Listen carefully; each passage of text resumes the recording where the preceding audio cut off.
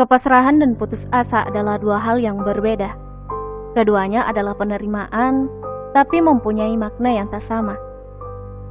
Teman-teman yang penasaran banget dengan ceritanya atau mau mengintip profil penulis, yuk kunjungi platform di bawah, sudah kami tulis di link deskripsi. Dan jangan lupa subscribe, like, and comment YouTube kami juga, agar kami tambah semangat mengupdate video di YouTube. Terima kasih, wassalam.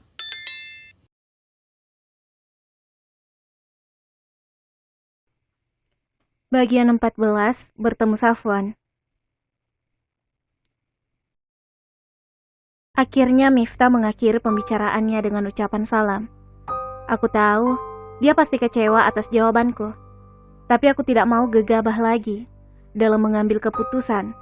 Dan lagi pula aku belum memberi keputusan pada Safwan, anak dari sahabat ayahku yang meminangku tempo hari. Keadaanku sekarang ibarat seorang anak kecil yang disodorkan dua permen yang manis, disuruh untuk memilih sementara dia sedang menderita sakit gigi.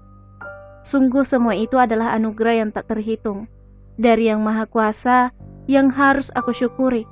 Namun hatiku saat ini benar-benar belum sembuh dan berada dalam kebimbangan.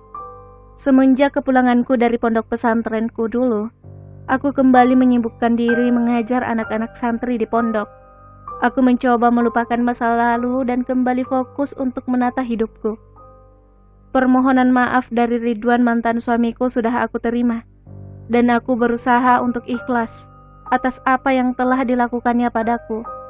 Karena meskipun aku menyimpan amarah, luka dan dendam tidak akan mengubah semua yang telah terjadi, malah akan lebih menyakiti diriku sendiri. 6 bulan sudah berlalu. Sebentar lagi Safwan akan pulang dari Mesir. Ayahku dan orang tua Safwan sudah mengatur pertemuan kami. Kulihat mereka begitu bersemangat atas perjodohan ini.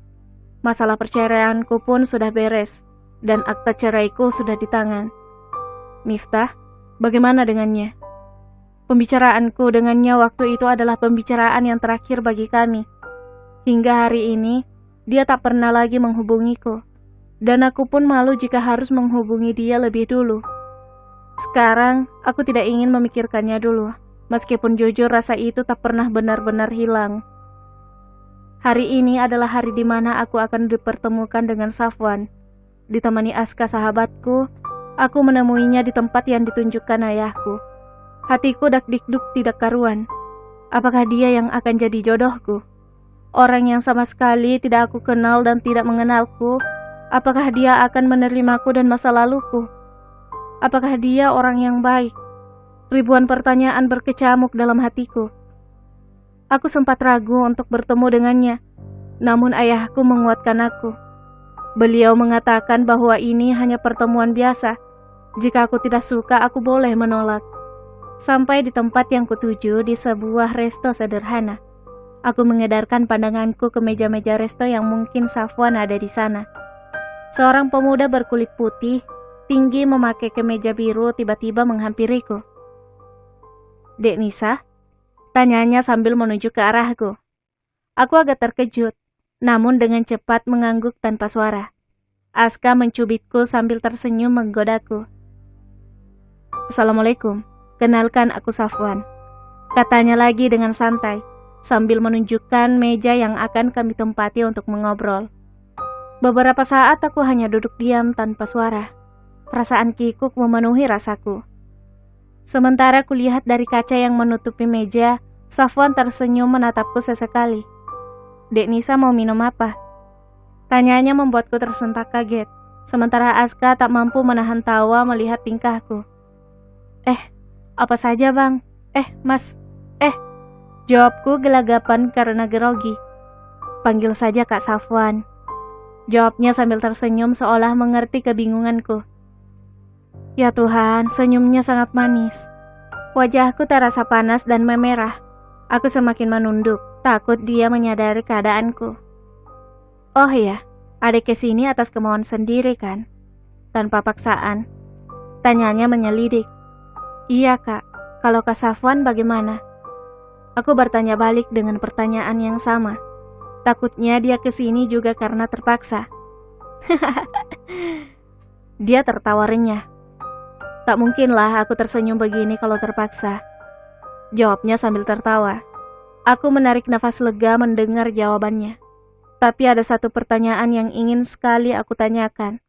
Tapi aku ragu untuk mengatakannya. Oh ya, kalau Dek Nisa tidak keberatan, bolehkah saya menyimpan nomor ponsel Dek Nisa? Tanyanya ragu. Boleh saja Kak. Tapi sebelumnya bolehkah aku mengajukan satu pertanyaan? Tanya aku dengan suara hampir tak terdengar. Oh, boleh sekali. Apa tuh? Jawabnya dengan tatapan yang menggoda. Aku semakin dibuat kikuk karenanya. Namun selalu dia timpali dengan senyum yang menghiasi wajahnya. Apakah Kak Safwan tahu statusku saat ini? Suaraku seakan tercekak di kerongkongan. Ayah sudah cerita semuanya. Bagiku semua itu tak masalah. Jawabnya santai. Kembali aku menarik nafas lega. Seakan batu besar yang tadi menindihku terlepas sudah. Akhirnya kami bertukaran nomor ponsel dan melanjutkan percakapan kami. Secara umum Kak Safwan orang yang baik dan menyenangkan serta humoris. Pembicaraannya selalu hal-hal yang ringan dan santai.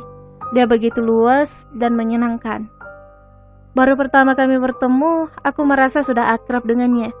Dan nilai plusnya lagi, wajahnya sangat tampan. Jadi minder.